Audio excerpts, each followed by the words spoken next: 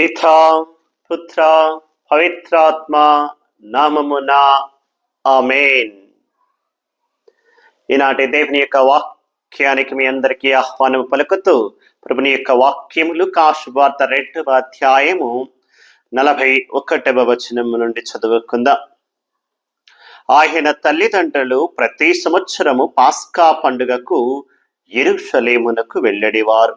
యేసు 12 ఏళ్ల వయసు గలవాడైనప్పుడు వారు తమ ఆచారం ప్రకారము పండుగకు వెళ్ళిరి. 47వ వచనం.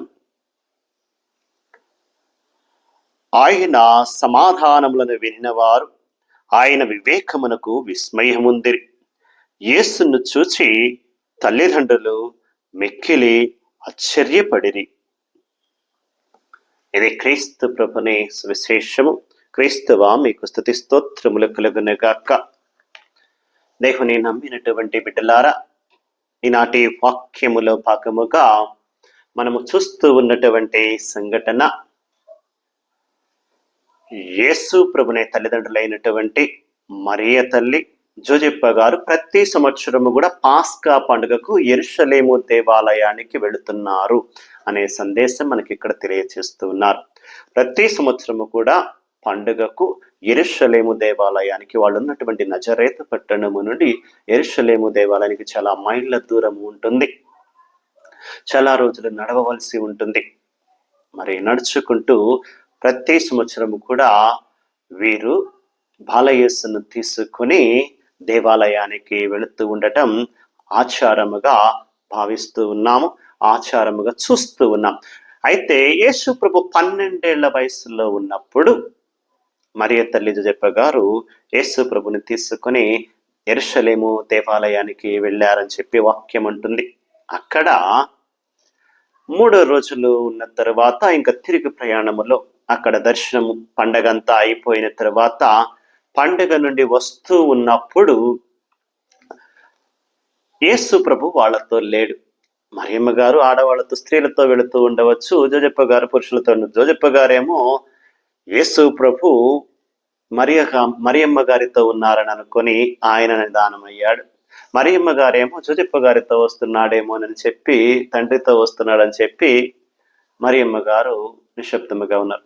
3 రోజుల తర్వాత మరిద్దరు కలుసుకున్నప్పుడు ఒక చోట కూర్చొని తినడానికి ఆగినప్పుడు ఒకవేళ గమనించి ఉంటారు.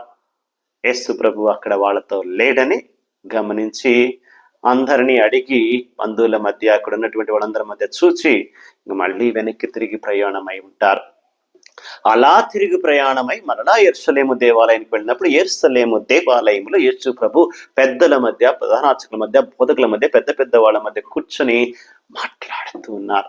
వాళ్ళందరూ మాట్లాడుతూ ఉంటే ఈయన తిరిగి మాట్లాడుతూ వాళ్ళు వేసేటటువంటి ప్రశ్నలకు సమాధానాలు ఇస్తూ ఉన్నారట.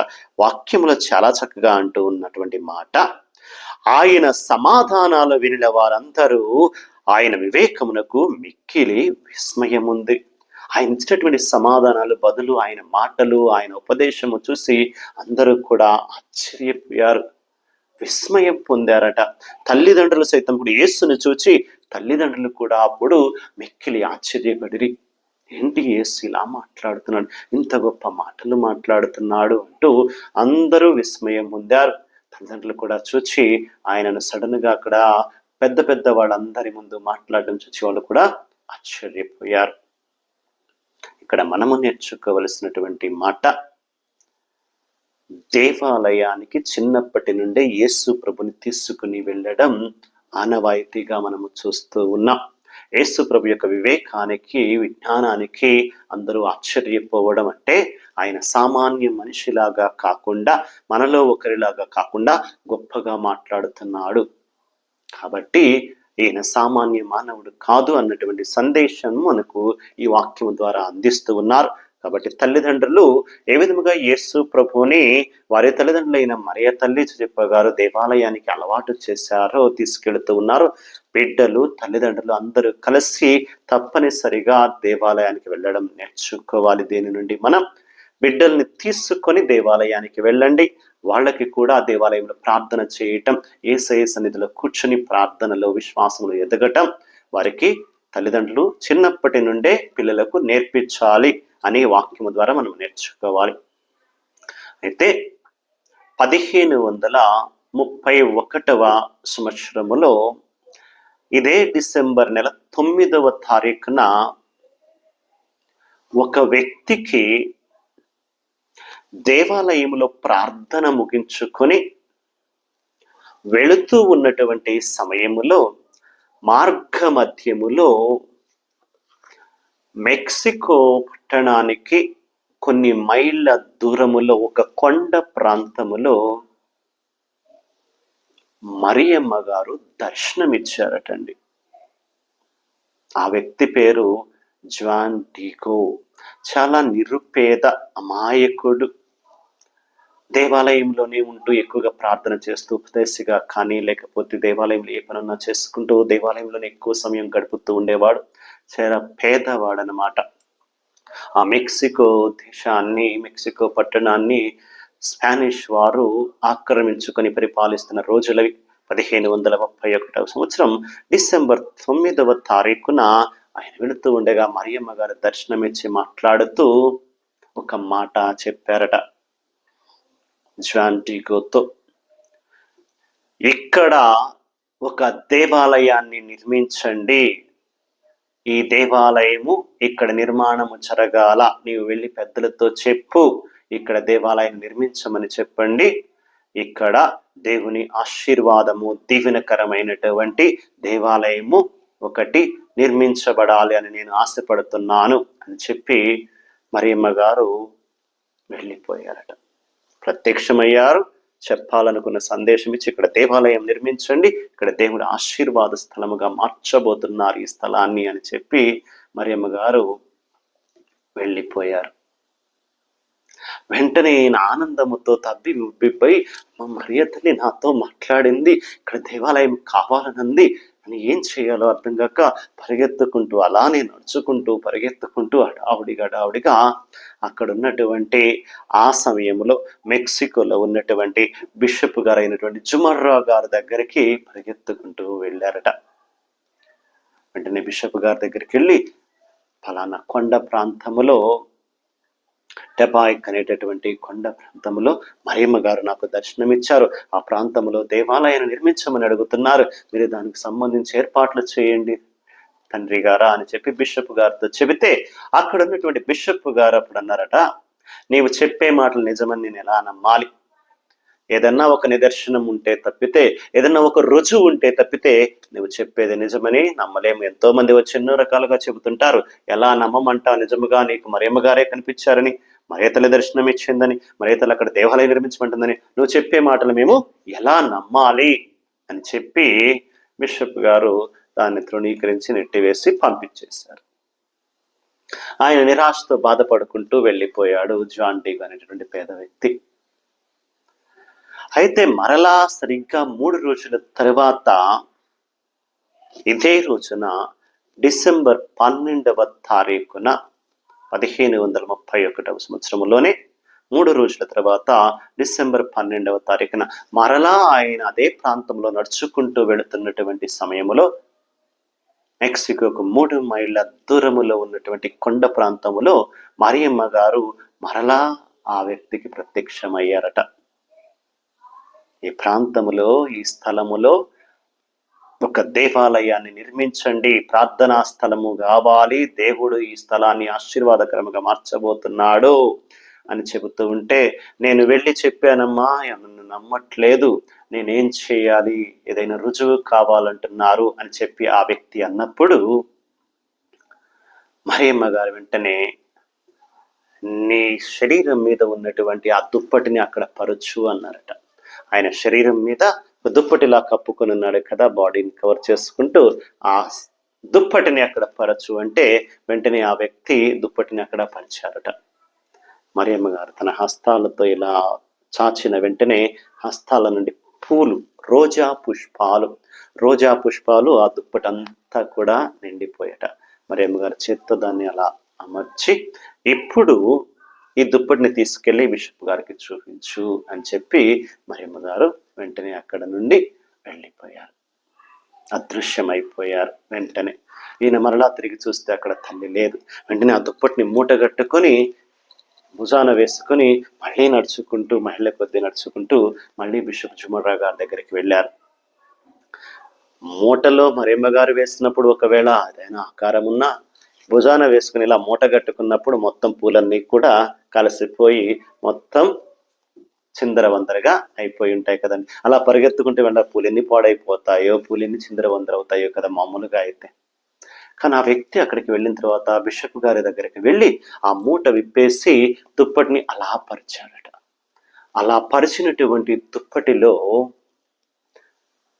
మరియమ్మ గారు పంపినటువంటి రోజా పుష్పాలను చూచి బిషప్ గారు ఆశ్చర్యపోయారట. ఎందుకు ఆశ్చర్యపోయారంటే జాన్ డీగో చెప్తున్నారు, మరియ తల్లి రోజా పుష్పాలను ఇచ్చి మీకు చూపించమన్నది. రోజా పుష్పాలలో ఏముందా అని చెప్పి, రోజా పుష్పాలు ఎక్కడి నుండి అయినా దారిలో కోసుకొని రావచ్చు కదా, అలా కోసుకొని వచ్చాడేమోనని చెప్పి అలా దగ్గరికి వెళ్ళి దీనిలో ఏముంది అని చెప్పి దగ్గరికి వెళ్ళి పరిశీలించి చూస్తే ఆ రోజా పుష్పాలన్నీ కూడా మరియ తల్లి యొక్క రూపములో అమర్చబడి ఉన్నాయట. ఎప్పుడైతే దగ్గరికి వెళ్ళి చూచారు బిషప్ గారు ఆశ్చర్యపోయారట, తన్మయత్వంలో మునిగిపోయారు. మరియ తల్లి రూపం అండి, అద్భుతమైనటువంటి మరియ తల్లి రూపం ఆ రోజున అక్కడ రోజా పుష్పాలతో ఏర్పాటు చేయబడి ఉంది. ఒకవేళ మరియ తల్లి అలా ఏర్పాటు చేసినా ఆయన భుజాన వేసుకుని మూట కట్టుకుని వస్తున్న సమయంలో అదంతా చిందరవందరగా చల్లాచెదరగా అయిపోయి ఉంటాయి పూలు. అయినా అక్కడికి వచ్చి దుప్పటి పరిచిన వెంటనే అక్కడ బిషప్ గారు చూచింది మరియ తల్లి యొక్క అద్భుతమైనటువంటి రూపాన్ని, గుడలుపే మరియ తల్లి మరియ మాత యొక్క రూపాన్ని అక్కడ చూడడం జరిగింది. అందుకే బిషప్ గారు వెంటనే తన్మయత్వంలో మునిగిపోయి ఆ దృశ్యాన్ని చూచి మరియ తల్లి రూపాన్ని రోజా పుష్పాలతో అమర్చబడి ఉండడం చూచి అప్పుడు నమ్మారు. అవును, ఇది తల్లి దర్శనమే, తల్లి అక్కడ దేవాలయం కట్టాలని కోరుకుంటుందని నమ్మి విశ్వసించి అప్పుడు ఆయనని అభినందించి ఆ దుప్పటిని అప్పులను భద్రపరిచారు. ఏ ప్రాంతంలో అయితే మరియ తల్లి దర్శనమిచ్చింది, గుడలుపే మరియ మాత పండుగగా ఈ రోజున జరుపుకుంటూ ఉంటారు. అదే గుడలుపే మరియ మాత ప్రేరిట అక్కడ ఆ ప్రాంతములో కొండపైన బిషప్ జుమర్రా గారు టెపాయిక్ అనేటటువంటి కొండపైన దేవాలయం ఏర్పాటు చేయాలని నిర్ణయించారు. కాబట్టి పెద్ద దేవాలయంగా ఈ రోజున అక్కడ ఏర్పాటి అనేక మంది భక్తులు మెక్సికోలో కానీ ఇంకా చుట్టుపక్కల అనేక ప్రాంతాల నుండి ప్రతిరోజు కూడా అక్కడికి భక్తులు వస్తూ దేవునిలో ఆశీర్వాదాలు పొందుకుంటూ పాపక్షమాపణ పొందుకుంటూ యేసయ్యకు మరింత దగ్గర అవుతున్నారు. మరియ తల్లి ద్వారా అనేక మంది భక్తులు యేసయ్య వద్దకు ఈ గుడలుపే మరియ మాతగా దర్శనమిచ్చినటువంటి మరియ తల్లి ద్వారా అనేక మంది భక్తులు ప్రభుని దగ్గరికి రాగలుగుతున్నారు, దీవెనలు పొందుకోగలుగుతున్నారు. మరి 1531 సంవత్సరంలో డిసెంబర్ 9వ తారీఖున ఒకసారి, డిసెంబర్ 12వ తారీఖున చివరిగా ఈ రోజున కనపడి రోజా పుష్పాలతో మరియ తల్లి గుడలుపే మరియ తల్లి యొక్క రూపాన్ని ఏర్పాటు చేసినటువంటి ఈ రోజున గుడలుపే మరియ మాతగా కొనియాడుతూ మరియ మాత పండుగను ఈ రోజున కొనియాడుతున్న మెక్సికో దేశంలో చాలా ఘనంగా ఈ పండుగ జరుపుతూ ఉంటారు. మరి దేవుని నమ్ముకున్నటువంటి బిడ్డలారా, వాళ్ళు వీళ్ళని గొప్పవాళ్ళు ధనవంతులని లేదు, ఒక పేద వ్యక్తికి భక్తుడికి మరియ తల్లి కనిపించడం, ఆయన ద్వారా బిషప్ గారికి సందేశాన్ని ఇస్తూ అక్కడ దేవాలయాన్ని నిర్మించమని కోరుకోవడం, ఆ తల్లి రోజా పుష్పాలతో తన రూపాన్ని, అద్భుతమైన రూపాన్ని ఏర్పాటు చేయడం మనము గమనిస్తున్నాం. ఇది జరిగినటువంటి చరిత్ర, దీనిని ఎవరు కాదనలేం. ఎవరు ఒప్పుకున్నా ఒప్పుకోకపోయినా, ఎవరు అవునన్నా కాదనుకున్నా ఇది చరిత్ర. చరిత్ర అంటే జరిగింది, సత్యము, నిజము. ఇది లిఖించబడింది, రాయబడింది. ఆ కొండ ప్రాంతంలో, టెపాయిక్ కొండ ప్రాంతంలోనే ఈ రోజున గొప్ప గుడలుపే మరియ మాతగా గొప్పగా దర్శనాలు జరుగుతున్నాయి, అద్భుతాలు జరుగుతున్నాయి. అనేక మంది వెళ్ళి వస్తూ ఉన్నారు, దర్శించుకుంటూ ఉన్నారు. తద్వారా అనేక మంది పాపక్షమాపణ పొందుకొని యేసయ్యకు దగ్గర అవుతూ ఉన్నారు. ఆ ప్రాంతాన్ని ఒక అద్భుత స్థలముగా తీర్చిదిద్దుతూ ఈరోజు నేటికి దేవుని స్థలముగా ఆ స్థలము, ఆ దేవాలయము కొనియాడబడుతూ ఉంది. కాబట్టి దేవుని నమ్ముకున్నటువంటి బిడ్డలారా, మరియ తల్లి గుడలుపే మరియ మాతగా ఈ రోజున మనము పండుగను కొనియాడుతూ మరియ తల్లి దర్శనము ద్వారా చూపించిన విధముగా మనము కూడా యేసయ్య చెంతకు వద్దాం, ప్రభునిలో మరింతగా బలపడుతూ ఎదుగుదాం, విశ్వాసములో మరింత బలపడదాం, దైవాశీస్సులు పొందుకుందాం. మరియ తల్లి వలె మనము కూడా దేవుని చిత్తాన్ని నెరవేరుస్తూ పవిత్రముగా, పరిశుద్ధముగా, యేసయ్యకు చేరువగా ఉంటూ దైవాశీస్సులు పొందుకుంటూ మన ఆత్మలను కాపాడుకుంటూ ప్రభునికి మరింత దగ్గర అవ్వాలని, అందుకు కావలసిన శక్తిని, బలాన్ని ఇవ్వమని ఈనాటి ప్రార్థనలో అడుగుదాం. కళ్ళు మూసుకుని ఒక్క నిమిషం ప్రార్థన చేయండి. పరిశుద్ధుడు, ప్రేమమయుడు నా దేవాది దేవా, నీకే స్తుతులు, స్తోత్రములు. ఈనాటి వాక్యము ద్వారా నీ తల్లి అయిన మరియ తల్లి దర్శనం ద్వారా అక్కడ ఏర్పడినటువంటి మెక్సికో దేశంలో ఏర్పడినటువంటి గుడలుపే మరియ మాత ప్రాంతంలో టెపాయిక్ కొండ మీద ఏర్పాటు చేయబడినటువంటి ఆ యొక్క దేవాలయంలో దర్శించిన ప్రతి ఒక్కరూ అనేకమైనటువంటి దీవెనలు పొందుకుంటున్నారు. అయ్యా, అటువంటి దీవెనలు, అనుగ్రహాలు మాకు, మా బిడ్డలకు, మా కుటుంబాలకు దయచేయమని, యేసయ్యకు మరింత చేరువగా మేము జీవిస్తూ ప్రభునిలో, ప్రార్థనలో, విశ్వాసంలో మరింత బలపడినట్లుగా కావలసిన శక్తిని, అనుగ్రహాలకు మాకు దయచేయమని, ఈ ప్రార్థనలో పాల్గొంటూ వాక్యాన్ని విన్నటువంటి ప్రతి బిడ్డను దీవించండి, ఆస్వాదించండి.